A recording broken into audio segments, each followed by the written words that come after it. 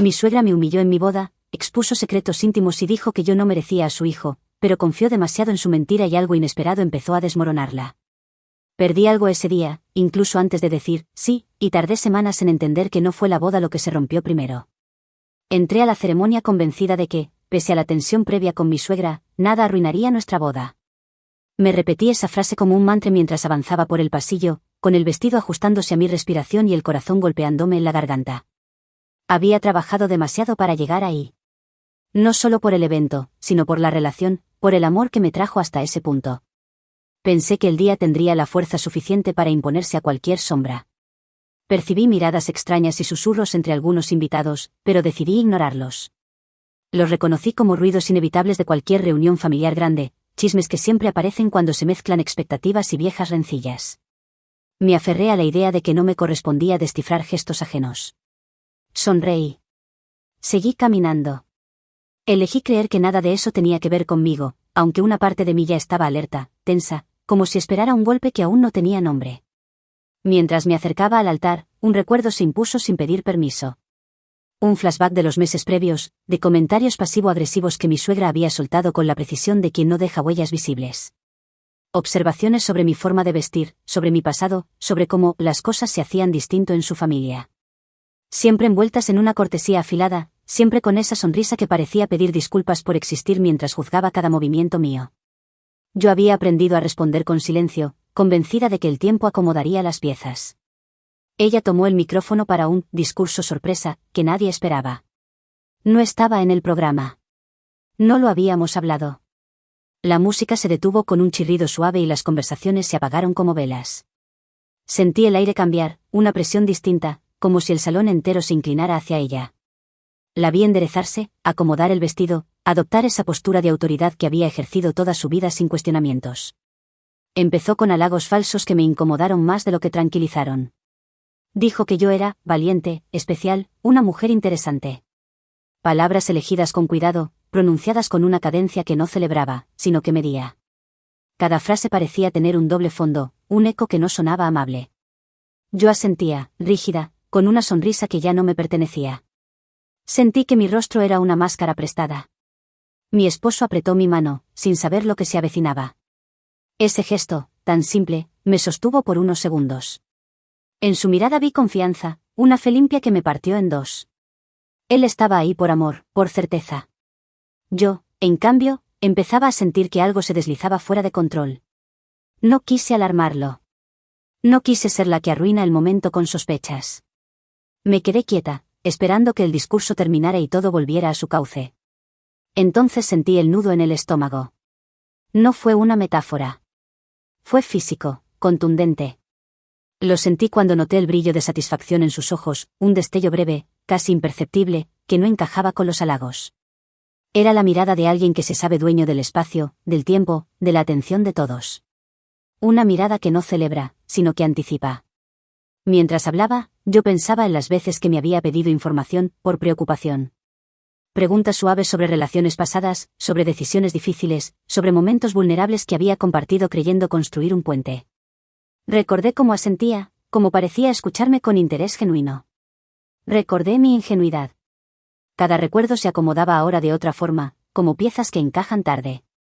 El salón estaba en silencio. Podía escuchar mi propia respiración, el roce de la tela del vestido cuando me movía apenas.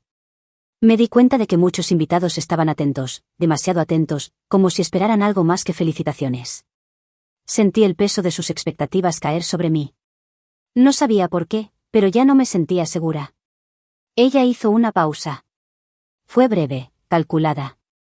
Bajó la mirada un segundo, como quien duda antes de confesar algo importante. Ese gesto provocó murmullos. Yo quise levantar la cabeza y pedirle que terminara, que dejara el micrófono, pero mi cuerpo no respondió.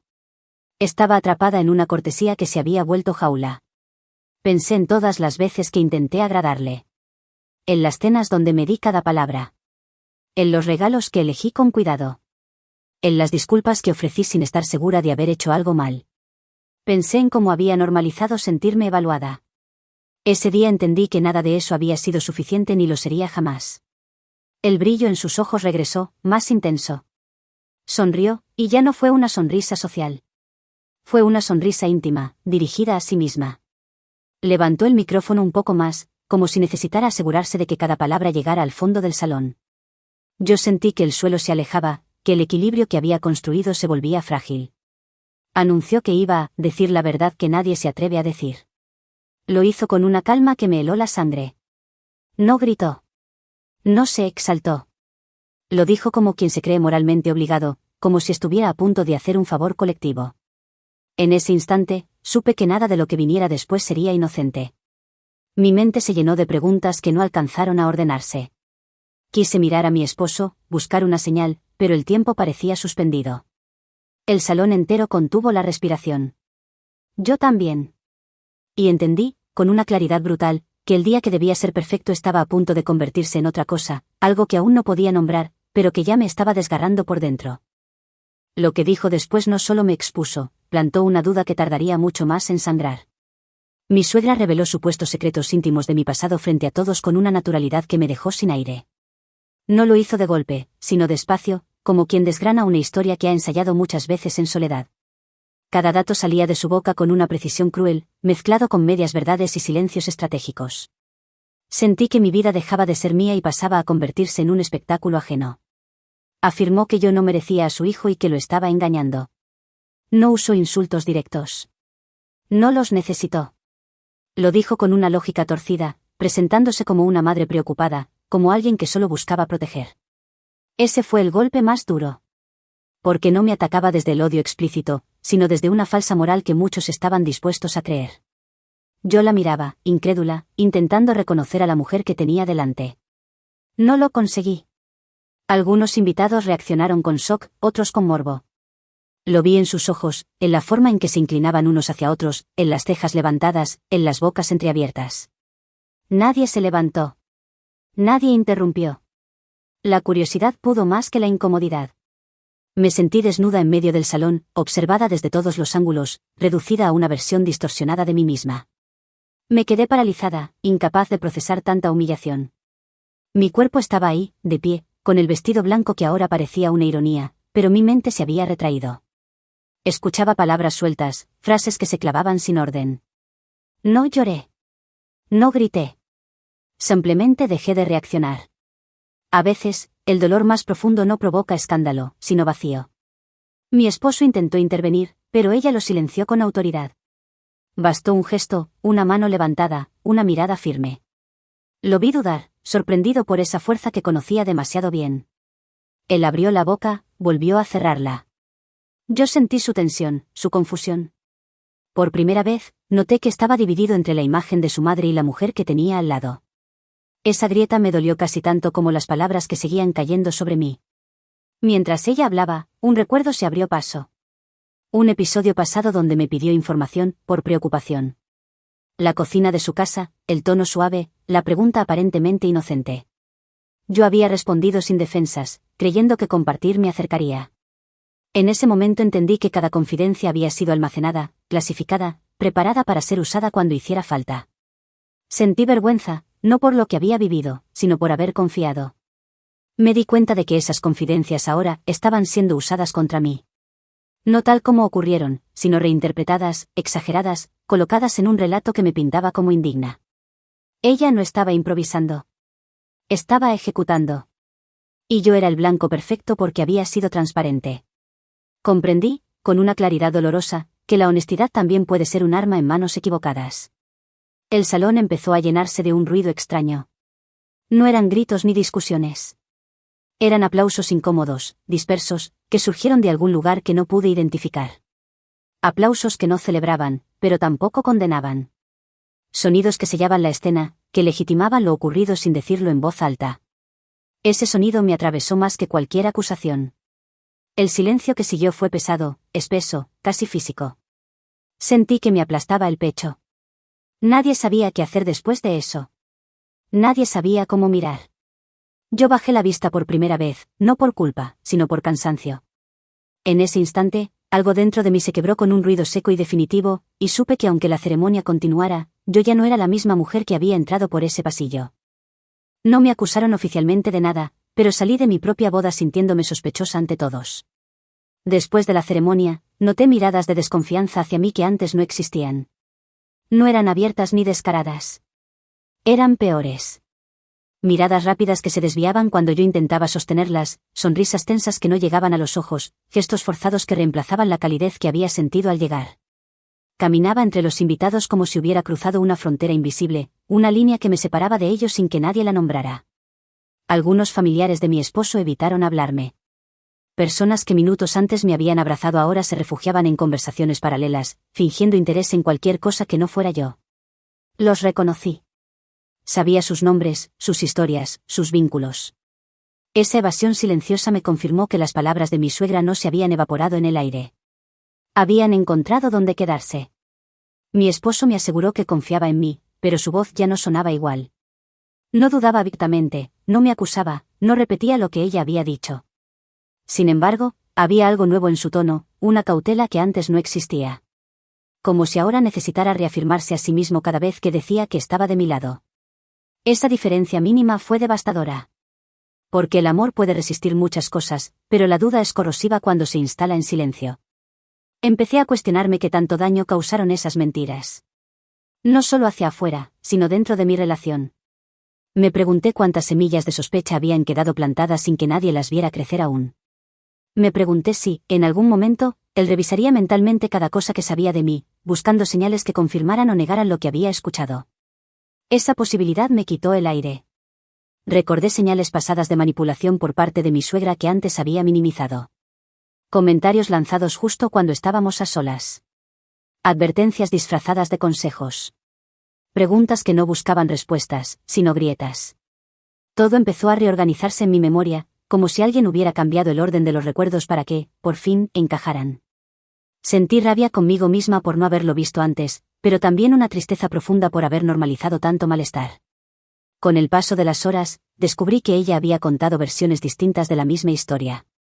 No lo supe por ella, sino por pequeños detalles que se filtraban en conversaciones ajenas. Una frase que no coincidía. Un dato que se contradecía con otro. Nada lo suficientemente grande como para denunciarlo en voz alta, pero lo bastante evidente como para incomodarme. Su relato no era sólido. Era flexible. Y esa flexibilidad me llamó la atención. Una amiga se me acercó con cuidado y me dijo que algo no cuadraba en lo que ella había afirmado. No lo hizo con dramatismo ni con promesas de apoyo incondicional. Lo dijo en voz baja, casi como si temiera ser escuchada. Esa frase, tan simple, fue el primer alivio real que sentí desde la humillación. No estaba completamente sola.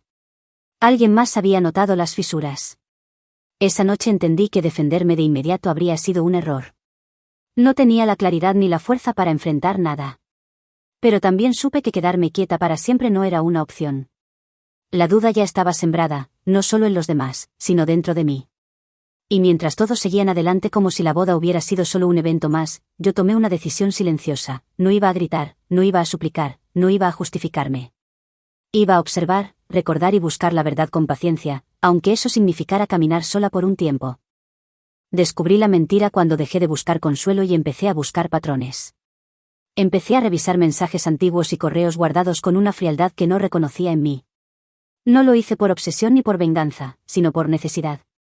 Necesitaba saber si lo que había escuchado tenía algún anclaje en la realidad o si todo había sido una construcción cuidadosa. Abrí conversaciones viejas como quien levanta alfombras, esperando polvo, no monstruos. Encontré a ambos. Entre mensajes aparentemente inofensivos, aparecieron cortes, frases sacadas de contexto, silencios que ahora gritaban.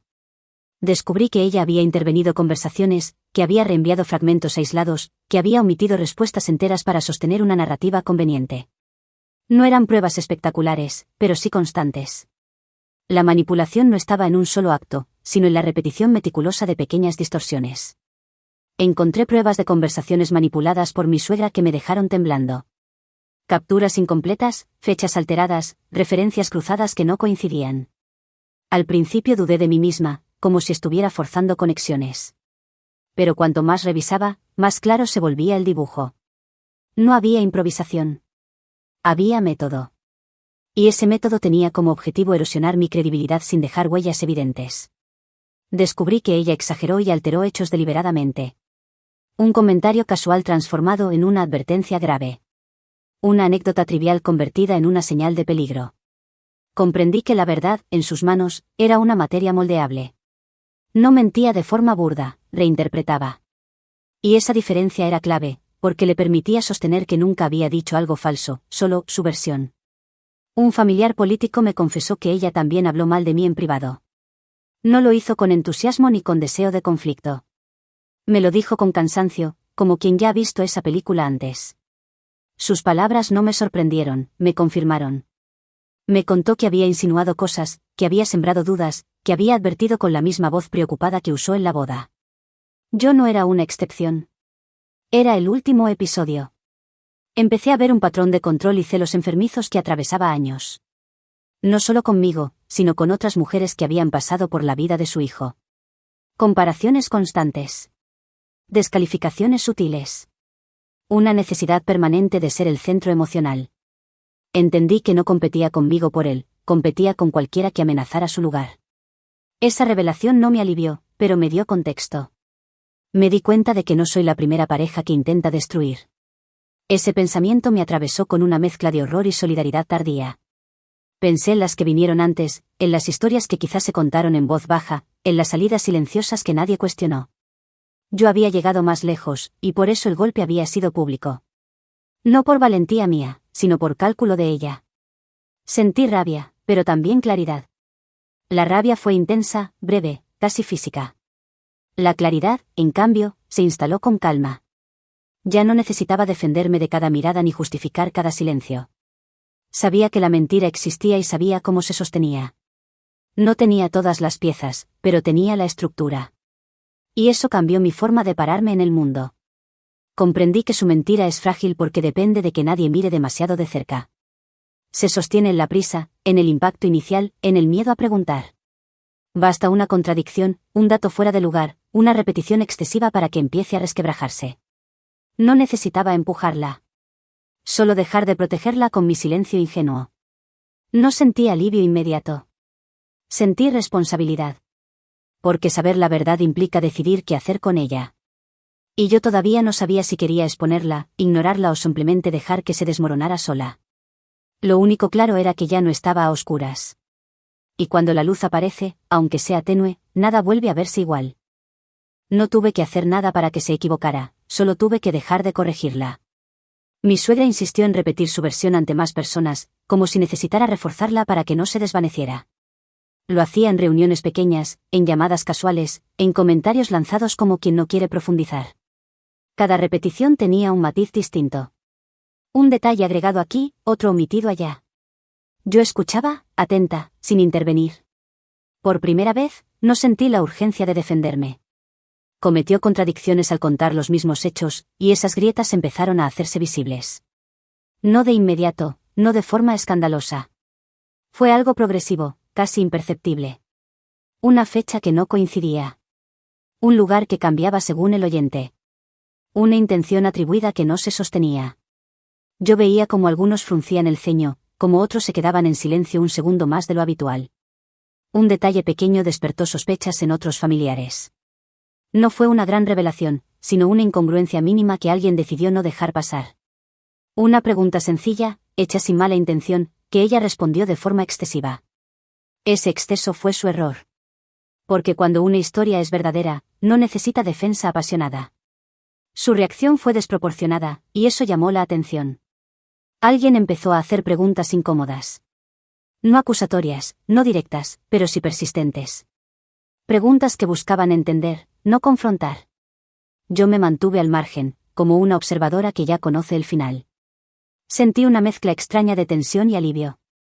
No estaba provocando nada, pero tampoco estaba amortiguando el impacto. Yo permanecí en silencio, observando. Ese silencio fue una decisión consciente. Antes habría intentado explicar, justificar, suavizar. Ahora entendía que cada intento mío por aclarar solo fortalecía su relato, porque me colocaba en el lugar de quien se defiende. Al callar, dejé que su versión se enfrentara consigo misma. Y no resistió bien. Mi esposo notó las incoherencias y se distanció de ella. No fue abrupto. Fue sutil, casi doloroso de ver. Menos llamadas. Respuestas más cortas. Una cautela nueva en su forma de escucharla. Yo no celebré ese cambio. Lo observé con cuidado, sabiendo que para él también era una pérdida. Pero era una pérdida necesaria. La imagen de autoridad que ella tenía comenzó a resquebrajarse. No porque alguien la desafiara abiertamente, sino porque dejó de ser incuestionable. Cuando una persona acostumbrada a controlar la narrativa pierde ese control, todo lo demás se vuelve inestable. Sus palabras ya no cerraban conversaciones, las abrían. Y no siempre le gustaba lo que encontraba al otro lado. Ella se dio cuenta de que estaba perdiendo control. Lo vi en su rigidez, en su necesidad de repetir, en su tono cada vez más defensivo. Lo vi en la forma en que me miraba, buscando una reacción que no le di. En ese momento entendí que el error no había sido una frase mal dicha, sino su confianza excesiva en que nadie se atrevería a cuestionarla. Y cuando esa certeza se rompe, el derrumbe ya no depende de mí. Cuando dejó de tener público, empezó a perderlo todo sin hacer ruido. Sin confrontarla, dejé que las pruebas circularan de forma natural. No las envié, no las mostré como acusación, no las usé como arma directa. Simplemente dejé de ocultarlas cuando surgían preguntas. Si alguien mencionaba una versión, yo no la corregía con palabras, sino con hechos disponibles, con mensajes intactos, con silencios que ya no protegían a nadie. La verdad no avanzó a empujones, se filtró. Algunos familiares empezaron a confrontarla en privado. No me lo contaron con entusiasmo ni con espíritu de justicia. Me lo dijeron con incomodidad, casi con vergüenza. Eran conversaciones cerradas, lejos de mí, donde ya no estaba presente la necesidad de fingir. Ella se enfrentó, por primera vez, a personas que no aceptaban respuestas vagas ni cambios de relato. Y eso la descolocó. Ella reaccionó con victimismo y enojo, alternando entre ambos según le convenía. Un día se mostraba herida, incomprendida, traicionada por su propia familia. Al siguiente, atacaba con dureza, acusando a otros de deslealtad. Esa inestabilidad emocional empezó a cansar incluso a quienes antes la defendían. Nadie quería convertirse en el próximo objetivo de su frustración. Mi esposo exigió explicaciones que no pudo sostener. No lo hizo desde el enojo, sino desde la necesidad de entender. Le pidió coherencia, claridad, algo firme a lo que aferrarse. Ella respondió con evasivas, con reproches antiguos, con historias que no cerraban. Yo vi en su rostro el momento exacto en que dejó de intentar justificarla. Fue silencioso, pero definitivo. La relación madre-hijo se enfrió visiblemente. No hubo discusiones públicas ni declaraciones dramáticas. Hubo distancia. Días sin hablar. Llamadas pospuestas. Encuentros evitados. Esa frialdad fue más devastadora que cualquier pelea, porque no dejaba espacio para el drama reparador. Era una separación emocional lenta, pero constante. Ella perdió aliados dentro de la familia. Personas que antes repetían sus palabras empezaron a guardar silencio. Otras dejaron de invitarla a ciertas conversaciones. No por castigo explícito, sino por agotamiento. Cuando alguien se convierte en una fuente permanente de conflicto, la exclusión llega sin necesidad de acuerdos formales. Simplemente ocurre. Yo empecé a recuperar mi dignidad y mi voz sin levantarla. Volví a caminar con la espalda recta, no porque todos me creyeran, sino porque yo ya no dudaba de mí. Dejé de anticipar explicaciones. Dejé de medir cada gesto. Mi calma empezó a incomodar más que cualquier defensa. Porque no parecía la calma de alguien culpable, sino la de alguien que ya entendió. Su aislamiento fue progresivo, casi imperceptible para quien no mirara de cerca. Pero yo lo vi. Lo sentí en la ausencia de su influencia, en la forma en que su nombre ya no marcaba el tono de las reuniones, en cómo su versión dejó de ser el punto de partida. No cayó de golpe. Se fue quedando sola, y por primera vez, no había nadie a quien culpar sin que la miraran con desconfianza. Su disculpa llegó cuando ya no tenía poder, y entendí que no todas las palabras merecen ser aceptadas. Mi suegra intentó disculparse, pero sin asumir responsabilidad real. No fue una conversación limpia ni valiente. Fue un gesto tardío, envuelto en explicaciones largas que la colocaban, otra vez, en el centro del daño. Habló de malentendidos, de intenciones nobles que se habían torcido, de lo difícil que había sido para ella procesar todo. En ningún momento escuché una aceptación clara de lo que había hecho. Su arrepentimiento era selectivo, condicionado a que yo entendiera su sufrimiento antes que el mío. La escuché sin interrumpirla. No por respeto, sino por cierre. Quería comprobar si aún quedaba algo a lo que aferrarme, alguna grieta por donde pudiera entrar una reparación honesta. No la hubo. Sus palabras flotaban, pero no se asentaban. Eran frases que buscaban alivio, no responsabilidad. Y yo ya no estaba dispuesta a cargar con el peso de su conciencia. Decidí no aceptar su versión ni buscar reconciliación. Fue una decisión más difícil de lo que esperaba, porque durante mucho tiempo creí que la paz venía de arreglarlo todo.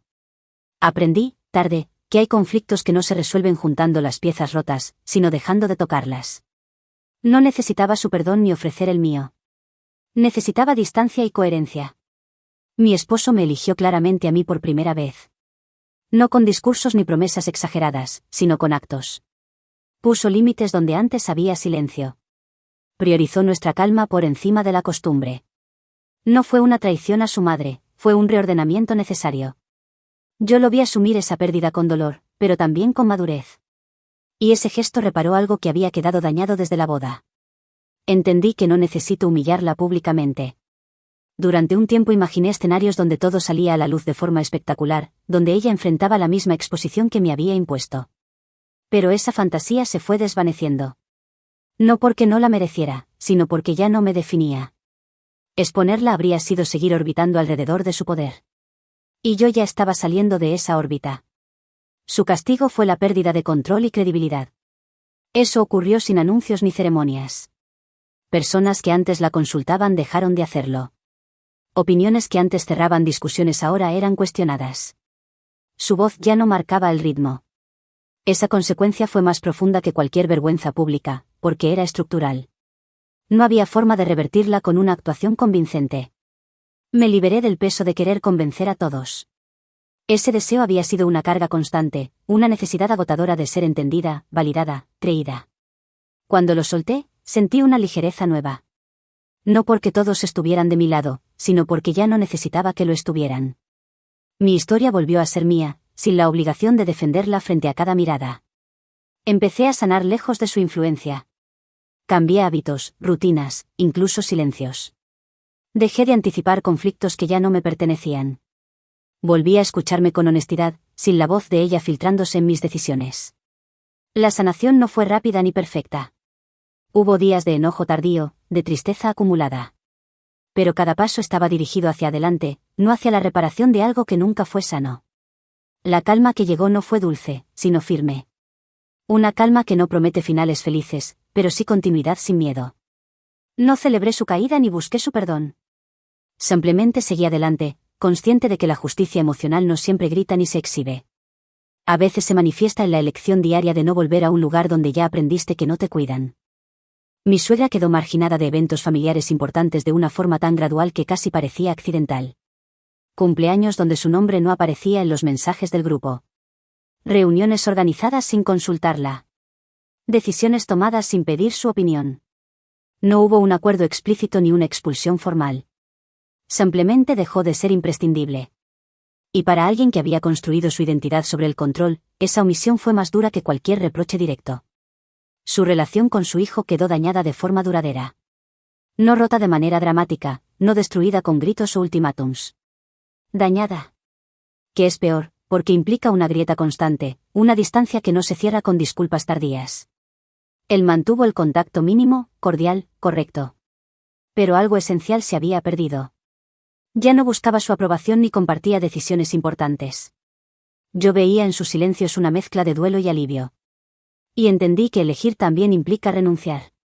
Las mentiras que dijo ya no fueron creídas por nadie.